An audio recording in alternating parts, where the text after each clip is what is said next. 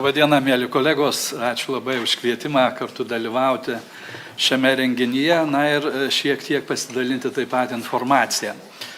Tai sveikatos priežiūros sistemos transformacijos ir jų poveikis gyventojų sveikatos priežiūrai. Apskritai kalbant apie sveikatos priežiūros sistemos transformaciją, tai galėtume paminėti, jog apskritai šitas procesas transformacijos, jisai suaktyvėjo Europoje 20 amžiaus 5-ame dešimtmetyje. Ir tai yra susiję su naujų technologijų atsiradimu, be abejo su demografiniais pokyčiais ir taip toliau. Bet žinoma, transformacija, kaip ir bet koks procesas, jis gali turėti įvairiapusį poveikį gyventojų sveikatos priežiūrai. Ir nebejotinai šie poveikiai gali būti tiek teigiami, tiek neigiami ir tai labai priklauso nuo to, kaip vykdomi tie pokyčiai, kaip vykdoma ta reforma, kokia yra įgyvendinimo kokybė ir apskritai visos kitos aplinkybės. Tai žinoma, galimi tam tikri teigiami poveikiai. Pirmiausia, bet kokia transformacija, bet koks pokytis gali lemti pagerėjusią prieigą prie paslaugų. Tai yra, transformacija gali įtraukti keletą procesų. Viena, tai yra decentralizacija, apskritai sveikatos priežiūros ir kai kuriuose šalise tas modelis puikiai galioja.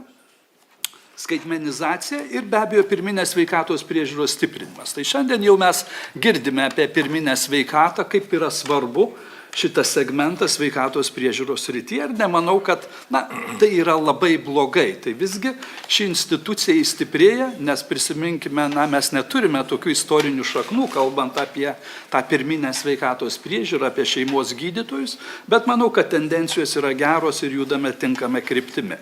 Ir be abejo, jeigu visi šitie procesai pagerėja, tai gyventojai lengviau gauna reikiamą pagalbą.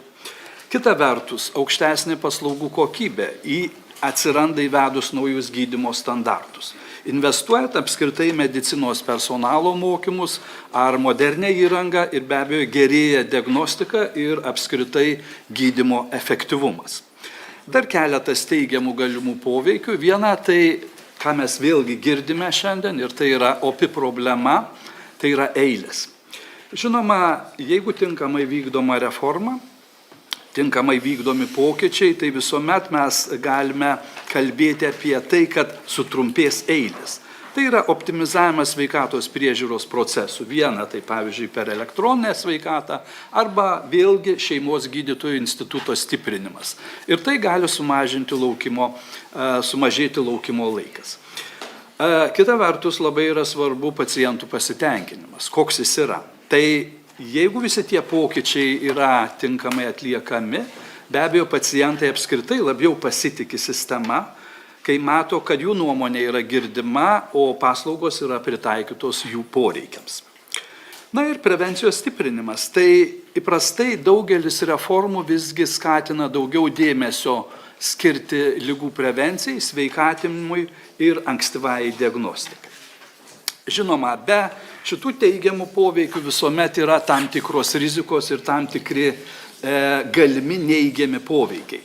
Tai pirmiausia pereinamojo laikotarpio sunkumai. Ir bet kokios reformos įgyvendinimas jis gali sukelti sumaištį. Tai yra paslaugų teikimas gali sutrikti, darbuotojai būti neinformuoti arba apskritai nepasiruošę pokyčiams. Ir šitoje vietoje, žinoma, yra labai svarbi komunikacija tarp sveikatos politikų, įstatymų leidėjų ir tos dalies, kuri teikia paslaugas, tai yra medicinos personalas. Žinoma, prie neigiamų poveikių įprastai priskiriama ir galimybė padidėjusios nelygybės. Tai jeigu ta transformacija ir jeigu tie pokyčiai yra nesubalansuoti, tai kai kurios socialinės grupės, pavyzdžiui, kaimo gyventojai, vyresnio amžiaus žmonės, jie gali patirti blogesnę paslaugų prieigą.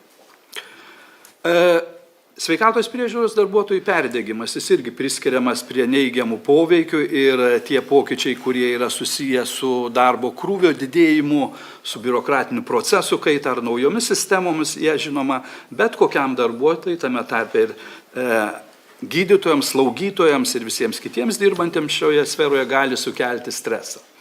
Ir tokiu atveju, jeigu mes turime tuos reforminius pokyčius netinkamai atliekamus, mes galime kalbėti apie pasitikėjimo sistemą sumažėjimą.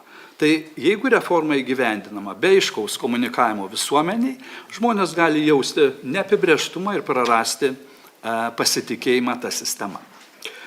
Taigi, išvada yra tokia, kad sėkminga sveikatos priežiūros sistemos transformacija arba tie vykdomi pokyčiai turėtų būti planingi, jie turėtų būti įtraukus ir skaidrus. Tai yra su aiškiu tikslu gerinti gyventojų sveikatą. Ir bet kokios reformos sėkmė priklauso nuo politikos nuoseklumo, nuo įgyvendinimo kokybės ir visuomenės įtraukimo. Kalbant apie Lietuvą, tai poveikis gyventojų sveikatos priežiūrai Lietuvoje, su kuo tai gali būti susiję, žinoma, sveikatos priežiūros tinklo pertvarka, ypač regionuose, kas yra labai aktualu, žinoma, e-sveikatos plėtra, kaip įvyksta, pirminės sveikatos priežiūros stiprinimas ir dėmesys apskritai prevencijai ir sveikatinimui. Taigi, kokie galimi poveikiai, jeigu tie pokyčiai Lietuvoje būtų darnus ir būtų bendras sutarimas ir mes visi žiūrėtume vieną kryptimį, kaip sako Egziuperi, kas tai yra santuoka, tai nėra žiūrėjimas vienas į kitą, tai yra žiūrėjimas viena kryptimi. Tai labai būtų smagu, kad visi žiūrėtume vieną kryptimi, padiskutuodami, pasiginčydami, bet galų gale prieinant bendrą kažkokį tai sutarimą. Tai teigiami poveikiai, žinoma, kas yra labai svarbu, mano manimu, tai yra pirminės sveikatos priežiūros stiprinimas. Tai daugiau dėmesio skirti šeimos gydytojams, slaugytojams, sveikatos centrų kūrimui. Kaip ir, girdėjom, ne visai jie atitinka galbūt tuos lūkesčius, bet, vėlgi ta diskusija turėtų būti. Tai leidžia pagerinti paslaugų prieinamumą arčiau gyvenamosios vietos žmonėms ir, žinoma, vėlgi skatinti prevenciją ir ankstyvą ligų diagnostiką.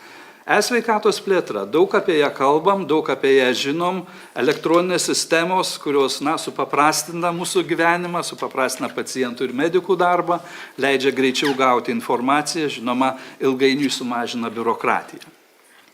Investicijos į paslaugų kokybę, tai irgi yra teigiamas dalykas, tai yra ES struktūriniai fondai, nacionalinis biudžetas, jisai gali pasitarnauti modernizuojant įstaigas, diegiant pažangę įrangą, tobulinant darbuotojų kompetencijas.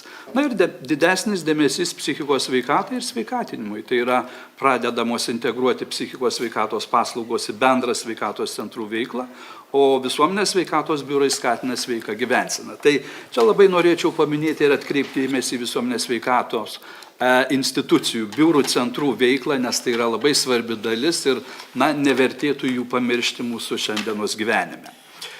Neigiami poveikiai ar rizikos. Tai vėlgi grįžtam prie regionų. Tai yra regionų gyventojų susirūpinimas dėl prieinamumo. Ir tinklo pertvarka kai kuriais atvejais reiškia ligoninių ir skyrių uždarimą mažesniuose miestuose, o tai ką duoda, ką tai kelia, tai nepasitenkinimą bendruomenėse, baimė dėl sudėtingesnio paslaugų pasiekimo, ypač vyresnio amžiaus žmonėms arba neturintiems transporto. Medikų trūkumas, dar viena opi problema, tai yra dėl senstančios gydytojų demografinės struktūros, emigracijos, trūksta šeimos gydytojų ir ne tik šeimos gydytojų, bet ir visų kitų specialistų. Ypatingai vėlgi regionai kenčia.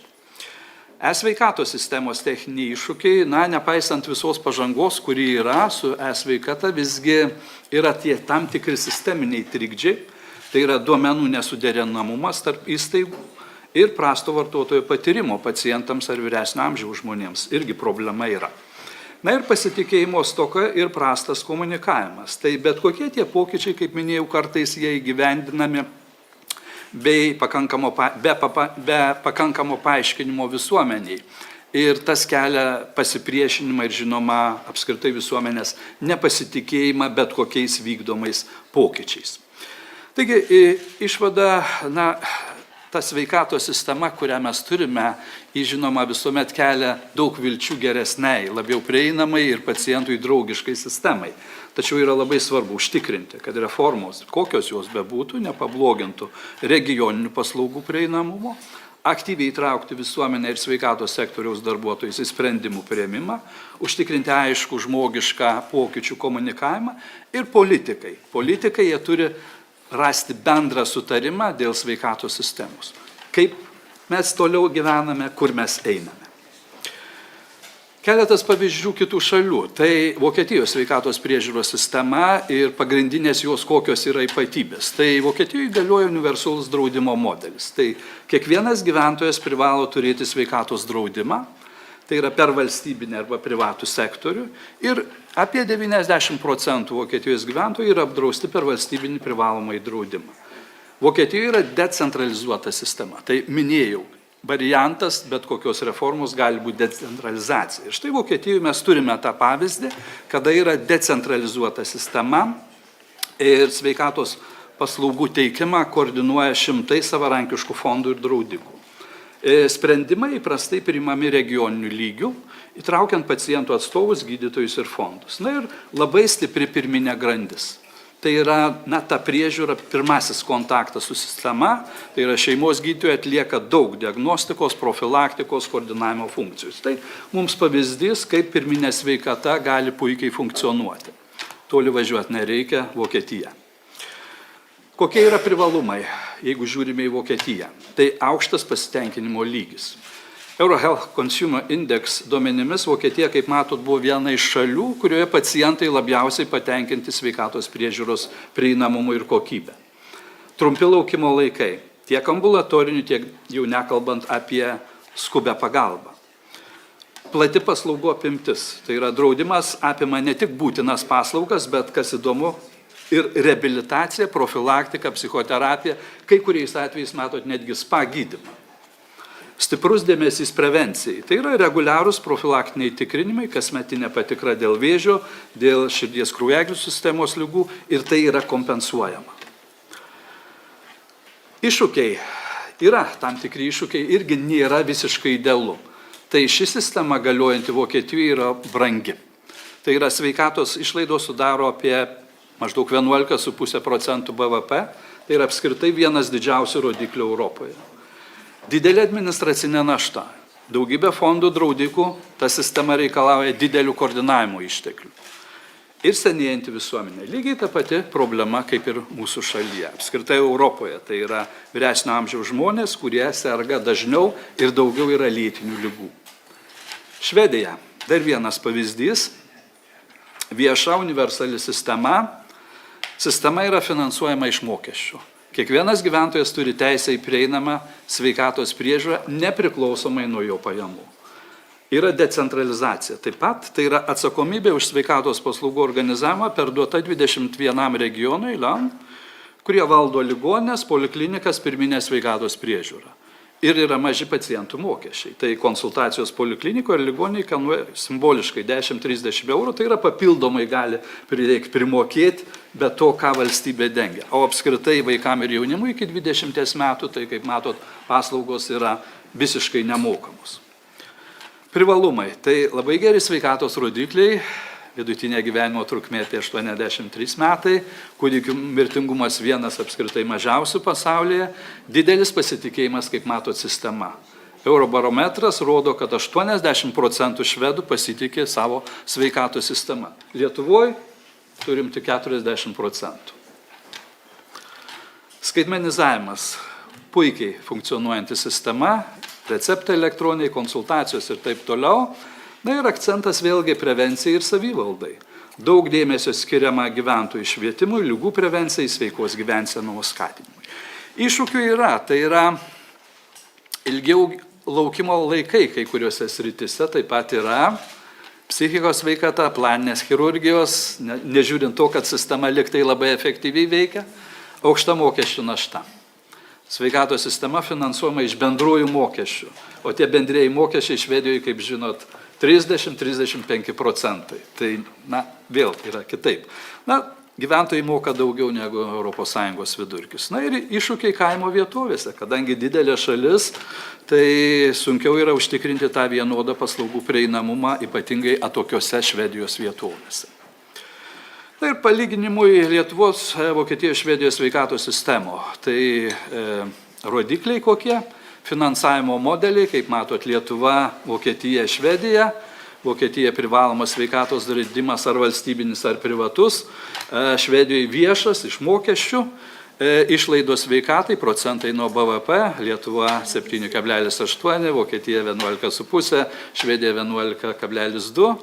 Gyvenimo trukmės taip pat skiriasi, pirminės priežiūros stiprinimas, tai visgi pas mus dar nėra taip puikiai, kaip kad Vokietijoje, kaip matot, kur yra pirminė priežiūra stipri, tiek ir Švedijoje ta pati situacija.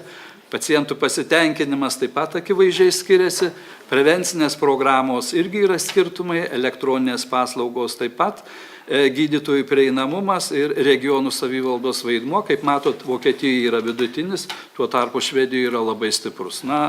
Pas mus jisai toks diskutuotinas, turbūt diskusijai paliksim. Taigi pagrindinės pokyčių kryptis Lietuvoje, žinoma, tie vyksta pakitimai, siekiant modernizuoti paslaugas, pagerinti kokybę. Ir jie veikia įvairius gyventojų segmentus, žinoma, skirtingai. Ir pagrindinės pokyčių tos kryptis, tai yra pirminė sveikata, tai yra stacionarinio pagalbos tinklo optimizavimas, siekiant sumažinti perteklinių lovų skaičių, stiprinti ambulatorinės paslaugas, e-sveikatos sistemos plėtra, prevencija ir sveikatos skatinimas, tai yra visuomenės sveikatos dalis, turėtų būti aktyviai funkcionuojančios, kokie teigiami poveikiai gali būti gyventojams, tai yra gerėjantis paslaugų prieinamumas, modernesnės paslaugos, stiprinama prevencija, ankstyva diagnostika ir augantis, žinoma, dėmesys psichikos sveikatai ir sveikos gyvensenos skatinimui. Ir neigiami, tai yra paslaugų prieinamumo mažėjimas regionuose, ypač ten, kur yra uždaromi arba mažinami ligonių skyriai, gydytojų, slaugytojų stoka, trūkumas, ypač kaimo regionuose, techninės praktinės sveikatos problemos, kurias reiktų spręsti, pasitikėjimo visuomenėje stoka irgi dėl nepakankamos komunikacijos apie pokyčių esmę.